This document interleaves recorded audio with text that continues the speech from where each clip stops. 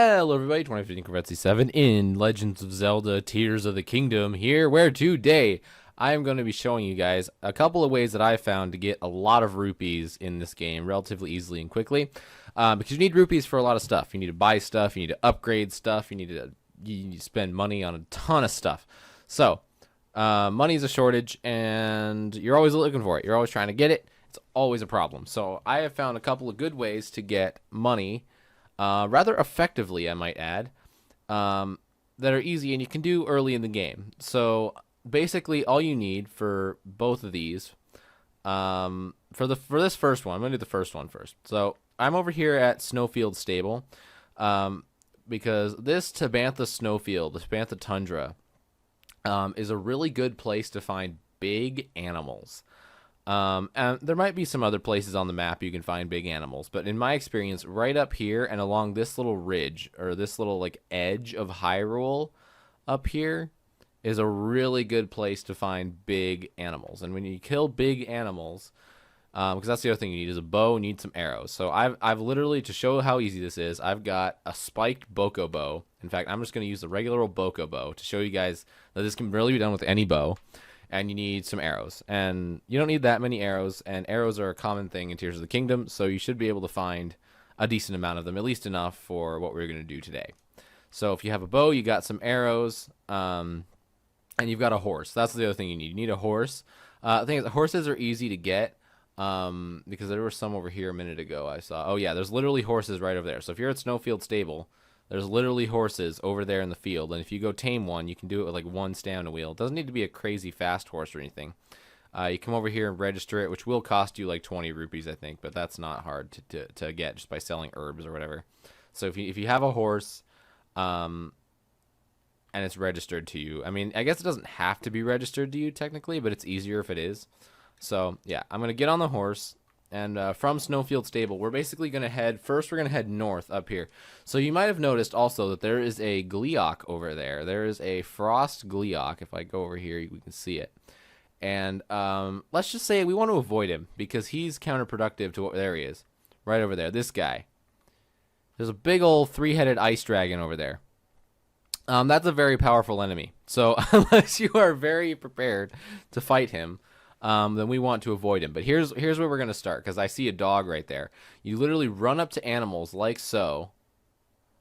You jump off your horse and pull out your bow, bullet time, and shoot him in the head.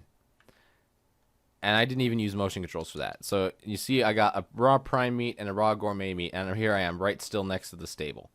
And so if you ride all the way up around over here, so I'm going to go get like a few more animals just so I can show you guys like how profitable this is. Here's a fox, right? So you, again, jump off your horse, shoot him in the head, and you do want to make sure you run and collect the meat before it freezes, because in Hebra, right, it's 15 degrees outside right now. The meat will freeze if you leave it on the ground too long in this cold weather. That's another thing you'll need to do this, is you'll need some way to resist cold weather, either like cold resistance food or the snow quill armor from Rito Village or something. You don't need a ton of it. Like, I think one level is good enough of cold resistance, but you just need a little bit so that you can not die being here. That's another thing. Oh, here's a moose. Moose are the best. You want to get as many moose as you can, because moose will drop very good meat. So if you go up here, shoot him in the face, waiting for him to fall over. Yeah, 2 primes and a gourmet. Yeah, this is good. So let me see. Did I have any meat on? No, I didn't. So I'm just getting it from right here. So this is, I've got 2 gourmet and 4 primes so far. And I've only been out here like a couple minutes. The idea is you want to get as much of this meat as you possibly can. But after a good hunting session, you can have like I've had like 100 meat before.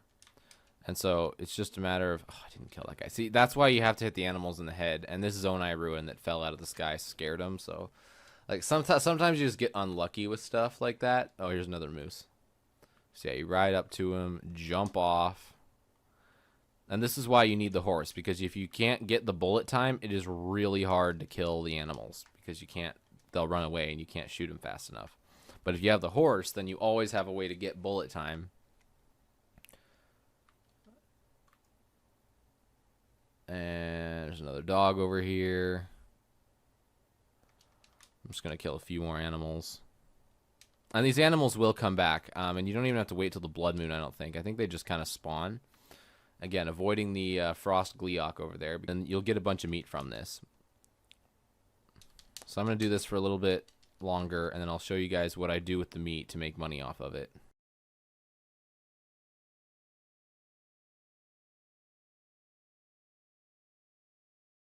Oh, here, we're going to try. We're going to have to catch this moose in order to get it. There we go. We got him.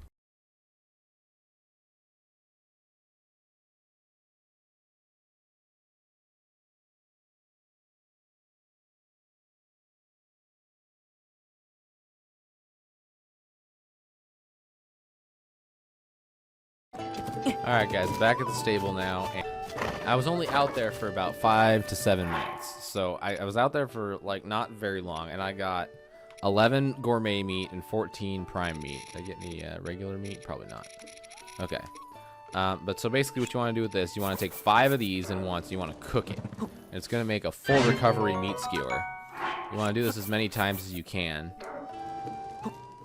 Then you want to do the same thing with the prime. Cooking as many of it as possible. 3, 4. So it looks like I'm going to be able to make 5 skewers here. And literally the hearts doesn't matter because you're not going to be eating these. Okay, so now that you have these meat skewers, you just need to find any merchant. Say, you walk up to Beetle. Wow. Say, look what I've got. You see, yeah, and then it opens this menu. You can go over to here to cooking, all the way down at the bottom. These are the 5 meat skewers. So you can see I have 0 rupees to start out this video. I'm gonna sell all of these. Yay! The gourmet meat ones are worth 315, and the prime meat ones are worth 135.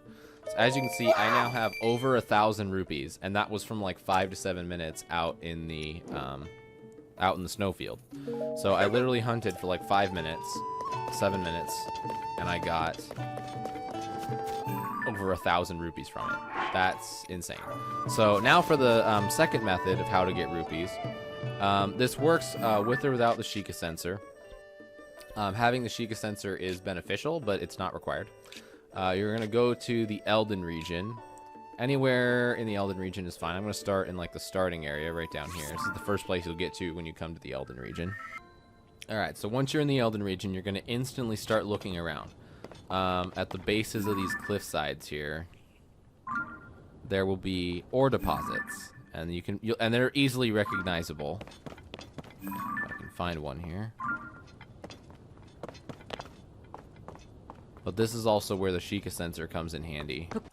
Okay, I'm gonna go to my compendium real quick. And in the compendium, if you're looking for it in the entries, it's all the way at the bottom. You want to search for a rare ore deposit.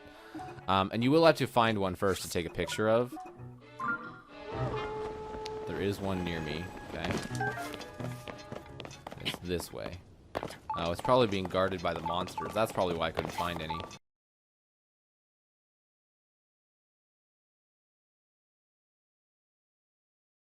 Let me, because if I find one, guys, then you guys will be able to come to the same exact location and find one yourselves.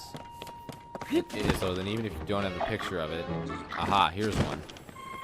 Okay, so if you go up the hill by the monster camp, and behind the monster camp down here, there's a ore deposit. If you take a picture of it, oh, this is a regular ore deposit.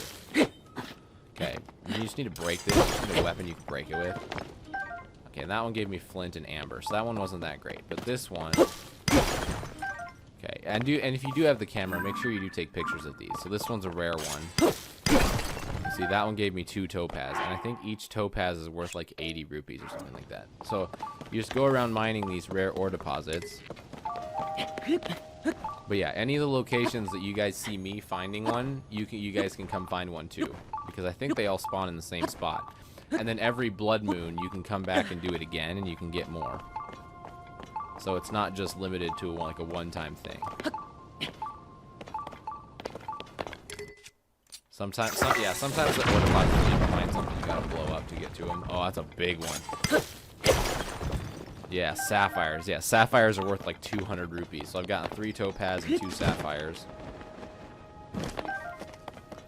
And again, okay, so just like 5 minutes of that. Now let's go down to Bedrock Bistro.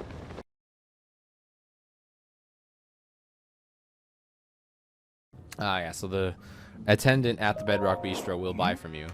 So if I go down here and sell the 2 topaz that I'm just mined, that's 160 rupees. And the 3 sapphire. That's a total of 450.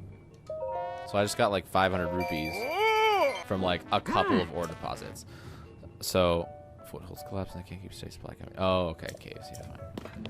So, yeah, that is my 2 ways to get money quickly in Tears of the Kingdom. As you can see, I've been recording for under 20 minutes and I went from 0 to 1,600 rupees. So it is possible to get a lot of rupees this way. Fun fact, this guy over here I think will buy flint for like a ton of money. Yeah, ripened flint. Pay you 1,000 rupees a piece. Looks like normal flint. So